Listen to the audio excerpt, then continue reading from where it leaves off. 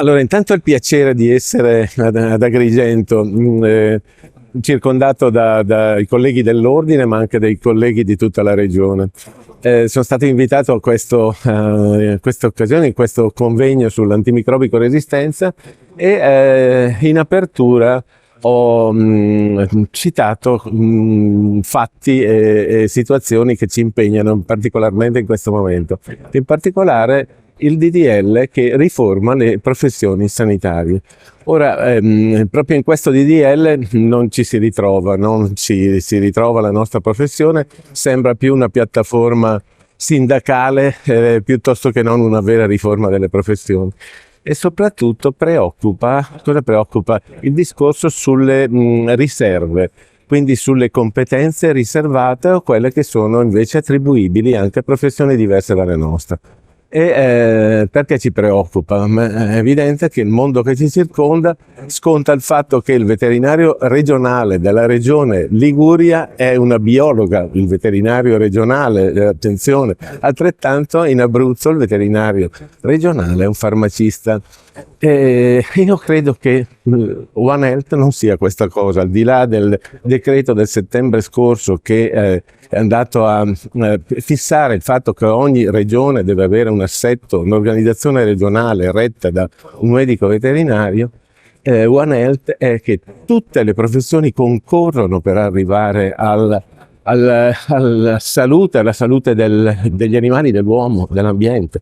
Abbiamo fatto il consiglio d'amministrazione decentrato, incontrando comunque con la volontà di incontrare i territori, un consiglio d'amministrazione importante perché abbiamo portato all'approvazione del bilancio consuntivo 2025 e l'approvazione anche del bilancio di sostenibilità che porteremo nella prossima assemblea del mese d'aprile a Varese. Un bilancio molto positivo, un utile in crescita, 105 milioni di utile da poter investire, un patrimonio che cresce sempre di più. Abbiamo raggiunto il 1.600 milioni e una situazione da un punto di vista demografico che si sta stabilizzando dopo una decrescita che era prevista e prevedibile e che abbiamo supportato con una curva assieme ai pensionati che sono aumentati parecchio, quindi c'è stato un momento di flessione,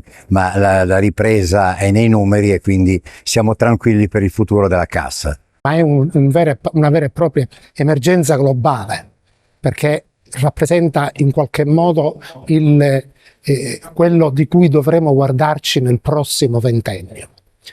Ormai nel prossimo ventennio non dobbiamo stare più attenti alle forme virali che arriveranno da chissà dove, ma dobbiamo stare attenti a contenere le forme batteriche, le forme virali, che grazie all'utilizzo indiscriminato di antibiotici che abbiamo fatto negli ultimi 40 anni, non siamo nelle condizioni di poter governare al meglio. Ed è per questo motivo che la Regione Siciliana ha impostato un piano della prevenzione che è scaduto nel 2025 e si sta lavorando alla versione 2026-2030, in cui le attività fondamentali sono caratterizzate proprio dalla disciplinare l'uso degli antibiotici, dal regolamentare le terapie e fare in modo che le informazioni circolino con tanto di attività di monitoraggio e di formazione. E questa è una delle attività di formazione, di monitoraggio e di circolazione dell'informazione che ci si aspetta dal piano regionale della prevenzione. Il tema dell'antibiotico resistenza è un tema attuale e soprattutto anche un tema che determina mortalità.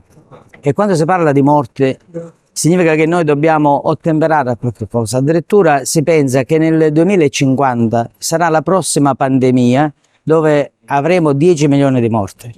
Allora perché non pensarci subito? E questo abbiamo degli strumenti, il PNCAR 2017, 2020 e il 2022-2025 che è stato prorogato sino al 31 dicembre 2026, dove ci dà delle indicazioni sia sulla appropriatezza della prescrizione degli antibiotici a livello umano ma anche a livello animale. E oggi siamo qua in questo convegno e io faccio un plauso ai veterinari perché la appropriatezza prescrittiva comincia anche dalla salute degli animali, dagli animali. Infatti nel piano nazionale di contrasto all'antibiotico resistenza si parla di salute One Health. One Health cioè significa che l'ambito umano, l'ambito animale e soprattutto l'ambiente sono tutte e tre collegate.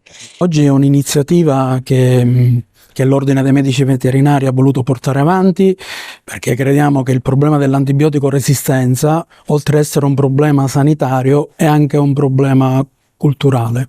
Quindi l'intento di questa giornata è quello di informare, di comunicare, di sensibilizzare in primis i colleghi veterinari alla gravità del problema, in modo tale che la consapevolezza del problema può essere anche un modo per ridurre i rischi legati all'antibiotico resistenza, quindi un problema legato all'uso eccessivo di antibiotici in maniera diciamo non controllata e in abuso. Quindi questa giornata nasce proprio per iniziare questo percorso di sensibilizzazione che vorremmo fare alla popolazione e agli allevatori al problema, perché riteniamo che è un problema che non può rimanere fermo all'interno delle strutture di ricerca sanitaria, ma deve essere messo a conoscenza della popolazione, degli allevatori, perché è un problema serio, rischioso. Ormai i microrganismi non sono più sensibili ad alcuni antibiotici, per cui effettuare una terapia diventa effettivamente molto complicato.